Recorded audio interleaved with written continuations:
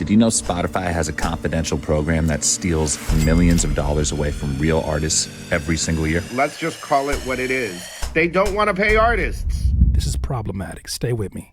Curtis, DIY. DIYers, it's happening again. Spotify is playing literally in the faces of independent artists and musicians. And it's getting really, really tricky now because there's a book that's going to back up how sneaky some of these practices are. And it comes courtesy of an author that has been causing a lot of conversation in the industry the last few weeks, and Liz Pelly. Liz Pelly did some really great research to build this book called The Mood Machine, The Rise of Spotify, and the Cost of the Perfect Playlist. Within this, because she's been releasing excerpts over the last week, she makes an accusation that Spotify is utilizing a program, a secret program called the PFC Program. Now, I want to let this video kind of summarize it, but what if I told you, independent artists, that those playlists that you've been pitching to, those playlists that you've been trying to get on, those editorial playlists that give you so many streams on a regular basis, what if I told you that you didn't make that playlist because it's currently being occupied by a fake artist that doesn't even exist? Excuse me? I'm going to let this gentleman here from this Sync Money account talk about what this PFC program is all about. Did you know Spotify has a confidential program that steals millions of dollars away from real artists every single year? It's called the PFC, or Perfect Fit Content Program, and they just got exposed. There was a guy who listened to jazz playlists on Spotify all day long, day in, day out. But he started to realize that there were these songs that had more plays than the Grammy award-winning jazz musicians that he's used to, like John Baptiste and Miles Davis. He was hearing the same track over and over again. And so he decided, hey, every time I hear this track, I'm gonna go make a playlist and add the song to the playlist. But here's where it gets weird. Turns out that Spotify was listing the same song with over 40 different random titles. Spotify told their employees to seed all these fake tracks in playlists of genres where people, quote, wouldn't know the difference, aka passive consumption. So Spotify said, hey, instead of us paying all this money to go license these famous jazz musicians and classical musicians, let's just make fake artists ourselves and keep all that money. I don't know how they continue to get, yes, I do. I know how they get away with it. They're a tech company. They're responsible for billions and billions of dollars, and they do business with folks that are greedy their damn selves. And if it can generate income, they can get away with anything. With that said, there's a lot to unpack here. This PFC program is really, really interesting because it backs up a video that we did a reaction to not even 7 months ago. And this comes courtesy of Rick Beato's YouTube channel, where he talks to Ted Geo, who is a well-known music historian. He's somebody who's made some bold predictions about the future of the music industry, and he's been right damn near every single time. With that said, do you recall when we reacted to a video where he's talking about an artist named Johann Rohr that supposedly, allegedly had 600 different aliases of these ghost artists? Could this be the first time we heard anything about this supposed PFC program? I'm going to refresh your memory real quick and let Ted Geo refresh your memory on what kind of a ghost artist we're talking about. This is problematic. Stay with me.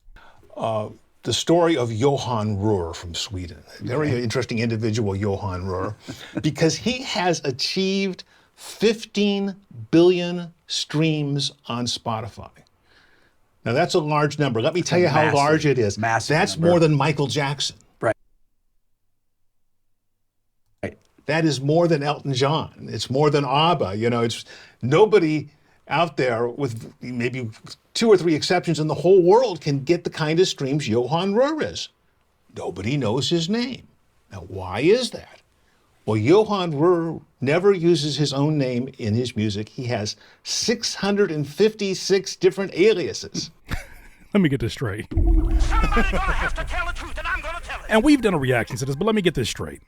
With this new information that we have because of Liz Pelly and her amazing research, which we're going to definitely give some more deep diving into, you mean to tell me that there are artists that are currently watching this video right now that have had their music removed from Spotify because they detected fictitious streams and botting that they accused you of without giving you any kind of evidence. But meanwhile, they're playing with that very same system by inserting artists that don't even fucking exist. Are you kidding me? Yeah, well, this was speculated 7 months ago, and Ted Geo was like, I don't really have proof of it at the moment, but there were people who were emailing him. I wonder if one of them might have been Liz Pelly. Who the hell knows? I'm going to let him continue to break down how much more problematic this is. Then we got to get to some more claims and things that are being made by Liz Pelly, because she did some amazing research on this. Sometimes there's a man or a woman or different national groups or whatever. He never uses his own name. He uses 656 different names and then shows up on all these playlists. He is on 144 different official Spotify curated playlists. This is important because, once again, this is how the majority of streams are generated from. They're from being on playlists. This is why you have artists that even recently, SZA was like, the success of my last project, you guys got to give me my respect because we didn't even pitch the music to playlists. When you see an artist say something like that, they're telling you how important this is to the success of the music, that they literally have a part of their campaign that is pitching to this playlist because of how many streams it can generate. But it's incredible because now you're looking and seeing that some of those names, specifically in playlists that are not necessarily like hip hop, rap, and R&B, not our genres. No, they're experimenting with this at large with playlists that have a very passive type of audience. For instance, jazz, classical, ambient music, sleep and meditation music, even some lo-fi hip hop beats, just things where you don't necessarily need to know who is the person behind it, but it just fits the background, right? It's great background music. They've experimented with that. Why? Because Spotify, I think, benefits from having a very passive listener. That's not good, especially when we want to move our listeners to eventually be ticket buyers for our shows, eventually be merchandise buyers of our T-shirts and gear and merchandise and things that we have. That's not good. But they're literally showing you the many ways that they're hypnotizing the listeners into just having a very passive experience. Ain't gonna be passive for too much longer. So before I get to this article that Liz Pelly was brought on as a guest writer, I want to get to this video here by Demiza because he breaks down some things. He's even reading something from this article that we're going to talk about here from the Harper's magazine. And he explains a little bit more details about why this is so problematic for independent artists that are using Spotify. Breaking news, Spotify does it again in their plight to pay artists less and pay themselves more. I mean, they just cashed in $1.1 billion in bonuses, stock options for their executives. They have an all-time high stock price, and now they have this, the PFC, the Perfect Fit Content Program. It was created to maximize profits by prioritizing cheap, royalty-friendly music on its most popular playlists. These tracks are often made by anonymous or fake artists and supplied by production companies under low-paying, one-time contracts where the musicians lose ownership of their music. They don't get paid. The songs designed to blend in seamlessly into mood-based playlists like chill or lo-fi beats. They're often generic and stripped of genuine artistic value. The playlist editors are subtly and then later aggressively pushed to include the PFC tracks, gradually replacing real artist music without the listener noticing. The strategy exploits both musicians who earn far less than they deserve and listeners who are unaware of the manipulation. The PFC program highlights a troubling shift in the music industry where background music optimized for passive listening takes priority over authentic artistry. The increasing reliance on cheap generic tracks and the looming integration of AI-generated music threatens to further erode the connection between artists and audiences. Despite internal concerns from Spotify employees about the ethics of this program, Spotify continues to push the PFC program while keeping its operations largely hidden from the public scrutiny. Wonder why? This system not only undermines fair compensation for musicians, but also sets a dangerous precedent for the future of music streaming. Let's just call it what it is. They don't want to pay artists, and this is the best way. So, there you have it, folks. Thanks, Harpers. So they're not interested. Spotify is not interested. Somebody gonna have to tell the truth, and I'm gonna tell it. In paying you for your creativity. Matter of fact, they are more interested, and we talked about it a few weeks ago, they're more interested in a program where they're going to be paying content creators that use their platform in a very similar way with short form content as Instagram and TikTok. They're going to be paying them with some kind of a monetization program. It's insane because I look at that and I say, this could be more incentive for them to push that, because if they're populating with these fake playlists, they could then offer more income to these content creators for using their music in the pieces of content that they choose to share exclusively to Spotify, aka these ghost artists that populate these playlists. It is getting pretty tricky, and not longer is it just an option to go direct to consumer. If you plan on monetizing and do what you want to do as what you love, you're going to have to figure out some kind of a game plan to go direct to consumer from your website. That being said, the same author, Liz Pelly, that has been providing all this information through her research, where she went to go talk to former employees and editors and playlisters, she wrote an article here, which is pretty much, I think, an excerpt from the book that's dropping in January 2025. And I highlighted a few things here. I want to talk about it, then we'll get to some final thoughts. What's good with you DIYers, YouTube fam, and of course, independent artists alike? I got some really exciting news that I want to share with you. As many of you know, over the last 10 months, I have been doing some deep diving into going direct to consumer as an independent artist. And after reacting to so many different stories and having my own experiences, I've learned a lot over these last 10 months, and I would love to share it with you on my new Patreon for Curtis King TV. By joining the DIY community, you'll get early access to exclusive videos from this YouTube, free downloads, live Zoom calls, and even private Discord chats with me and the DIY community. Plus, independent artists, there are resources, tutorials, and so much more to help you level up your independent music career. So whether you're here for my content, for my music, or just to level up your own music career, I assure you this Patreon is for you. Head over to patreon.com/Curtis King TV, and let's continue to show them what is possible independently. It says, Spotify, the rumor had it, was filling its most popular playlists with stock music attributed to pseudonymous musicians variously called ghost or fake artists, presumably in an effort to reduce its royalty payouts. Some even speculated that Spotify might be making the tracks itself at a time when playlists created by the company were becoming crucial sources of revenue for independent artists and labels. That was a troubling allegation. So it goes on to talk about the specific genres that we already mentioned that were being tested with this PFC program, what it is. And I'll leave the article link for it, but I want to make sure that we highlight some things here that I thought were really interesting. One being the actual playlist editors that Liz talked to. One of those being an editor that said, editors were soon encouraged by higher-ups with increasing persistence to add these PFC songs, just think ghost artist songs, to certain playlists. Initially, they would give us links to stuff like, oh, it's no pressure for you to add it, but if you can, that'd be great.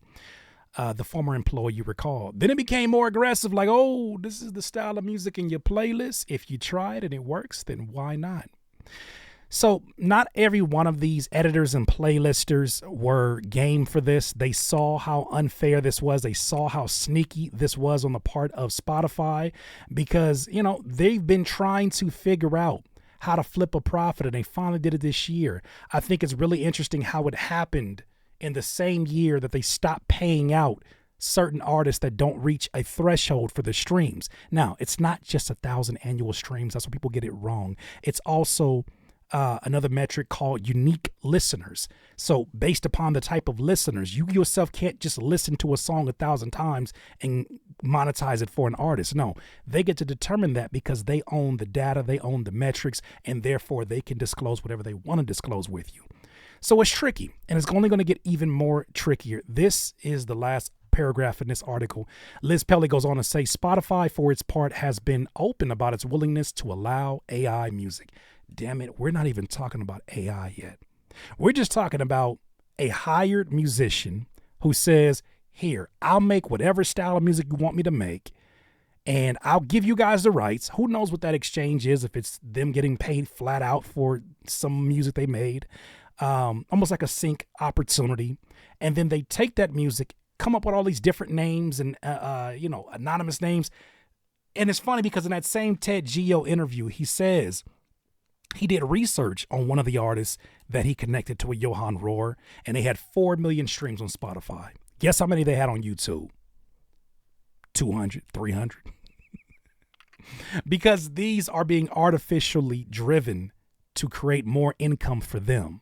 Now, why would Spotify benefit from that? Well, if you know how the setup is currently, they owe 3 major labels a lot of their income. 70 cents of every dollar, let's say, is going to Sony Music, Warner Brothers Music, and Universal Music Group. Why are they giving that much? Because that's the cost for licensing all the music that those labels, all the artists that are attached to those labels. Spotify can't just go to the artist, they have to go to the label. So then they say, to license this music for our platform and to retain our subscribers, we must pay this licensing fee. Well, even with that going down, they have not been able to flip a profit until this year. Some of that is attributed to them pivoting into podcasting and trying different things there, like the Joe Rogan deal that they had. Some of that is attributed to them changing how they pay out, even the low wages they pay out already with the threshold system. Now enter into the chat AI. It says, during a 2023 conference call, Daniel Ek noted that the boom in AI-generated content could be great culturally. But what that boy know about culture? And allow Spotify to grow engagement and revenue. It's an unsurprising position for a company that has long prided itself on its machine learning systems, which powers many of its recommendations and has framed its product evolution as a story of AI transformation. I didn't even think about that till right now. Those artists like a Johann Rohr who just make this music and give them all these ambient background pieces of music that they just give the rights over to Spotify, they are going to be out of a gig or job because at some point Spotify is just inserting that into their AI training, their AI learning, and they won't really need them because their machine learning systems will be able to duplicate a Johann Rohr and all of his damn aliases. They won't necessarily need that. But with that said, this is where it's starting to get really, really tricky. To finish this off, it says these automated recommendations are in part how Spotify was able to usher in another of its most contentious cost-saving initiatives, discovery mode. You may remember this term from the Drake-Karen lawsuit, the Drakarian lawsuit that is upon us. But it's a payola-like program whereby artists accept a lower royalty rate in exchange for algorithmic promotion. Like the PFC program, tracks enrolled in discovery mode are unmarked on Spotify. Both schemes allow the service to push discount content to users without their knowledge. Discovery mode has drawn scrutiny from artists, organizers, and lawmakers, which highlights another reason the company may ultimately prefer the details of its Ghost Artist program to remain obscure. After all, protests for higher royalty rates can't happen if playlists are filled with artists who remain in the shadows, aka ghost artists. Once again, man, salute to Liz Pelly, because the amount of research, the amount of risk that going on such a journey could have presented, I can't even imagine. I cannot wait to go get this book. Here's some final thoughts that I have for you. Now, I don't intend for this next year to be one that I follow very closely to the doings of Spotify. Damn it, they're a tech company, and their priorities are going to always be bottom line, even at the unfair treatment of independent artists, the unfair treatment of the musicians that represent the foundation of why we even give a shit about what a Spotify is. They could care less. Matter of fact, I would not be surprised if at some point in time they get bought out by one of these major labels, probably a UMG, and they're able to fully focus their business on content creation, AI generated music, and the podcasting and the things that they really wanted to get into, the things that have been flipped a profit for them. It's just unfair, and it's disheartening to see how many working musicians are going to be affected by this, have been affected by this. So for those of you that are still in streaming, that have your music on streaming, for those of you that care, I should say too, I think it's important for you to have a different conversation about why you have your music up there. I've been giving thought to it. Obviously, I took my music down almost a year and some change ago off of streaming platforms because I had to rethink my business model as an independent artist. And where I'm at with it now, and I've been giving a lot of thought, is, what if I looked at this as instead of the streaming platforms, instead of me giving them all the respect and, oh, thank you for allowing me to put my music on your platform. Instead of that, what if we flip the roles? And I made this more so like I'm a film company. I'm a director who has a film, and I want to give Netflix the opportunity to license this film. Oh, you guys want this on your platform because you think that it'll be really good for your subscribers? Cool. This is going to be the renting fee. Now, let's say they agree to 0.003, like what a stream is. Then you will be getting paid based upon the success of the viewership of them licensing that. If I look at it from that perspective, then I realize I am the one in control as an independent artist. It's no longer me groveling and begging for a playlister to give me some favor and put me on a playlist to be heard. No. You're renting my music for your platform, and it's beneficial for my audience because of the convenience that your platform presents. But at the end of the day, independent artists and DIYers, I hope you understand. DIY. Direct-to-consumer is how you're going to get paid moving forward as an independent artist. This is the way that you're going to generate income without having to rely upon streaming. But you could still utilize streaming in much the way that you utilize social media when you create content. Most content creators don't get paid on Instagram, but they give their content out for free on a regular basis, not even for fractions of a penny, because it's sort of the top of the funnel. It's the way that you bring new people in on a regular basis and then funnel them into your website, your merchandise, your physical music, your digital albums, your direct-to-consumer business, right? It's the way that you're drawing in traffic the same way, kind of like as ads, except you got to pay for ads. This one's free. I think that if you view it from that perspective, I think it'll make you do more strategic things. One of those things that I did this last year, and I think is going to be my model moving forward if I choose to bring my music back to streaming, strip-its. If you remember, a strip-it, something I coined, is when you add a simple tag that disrupts the listening experience and reminds listeners that if they want to support you directly, they should go to your website. An example of what this sounds like, check this out. CurtisKing.com. Tonight, that played at the beginning of one of my songs.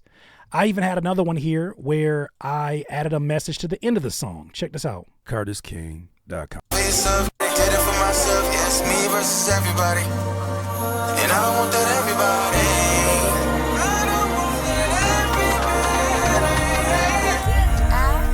everybody. Damn.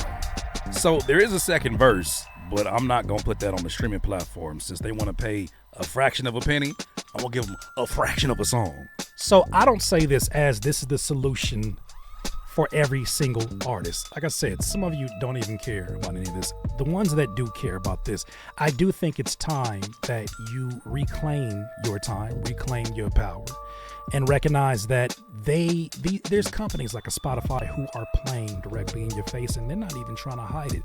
I wouldn't be surprised if a book like this drops and they change not a damn thing, or change very minor things. But at the same time, when you see the evidence of it, you realize their goal is never to get you paid. Their goal is to grow a business, and if they have to get your ass off the ship in order to keep it going, they will. Thank you for your service, artists. We're going to keep on moving. I just hope that you could have the same kind of independence yourself. and really build out your business. One thing I can say about direct to consumer, and I intend to now not just talk about it, but to educate as many independent artists as I can about direct to consumer and the success and how you find that. On my other channel, DIYer Music Academy, which is a YouTube channel that's up right now. I'll leave it in the description. I intend to teach as many as possible because we need to now. If we're calling ourselves independent, it can't just be a title. We have to run our businesses like the independents that we are. And that requires us actually doing real business. That requires us figuring out how to get our own ISRC numbers, making sure that we're ID3 tagging every single one of our digital products, making sure that we have UPC codes and things that are attached to the products that we're making sure that we're properly registering our music and getting paid in all the different avenues that we can. But that doesn't happen if we're always relying upon them to generate these things automatically without us having to put that responsibility on our shoulders. I intend to help the best that I can, but I make sure that every time something new pops up, you know where the pendulum is swinging. You know where the momentum is going. And right now, I can tell you, in light of this news, in lieu of this book that's dropping, don't look for fair wages from them anytime soon. You got to rely on you. Nobody's coming to save you but you, DIYers. Those are my thoughts on this. You tell me what you think, DIYers. DIYers, if you enjoyed this content, make sure that you hit the like button and maybe even consider subscribing. Come on, man. Stop being greedy. Peace.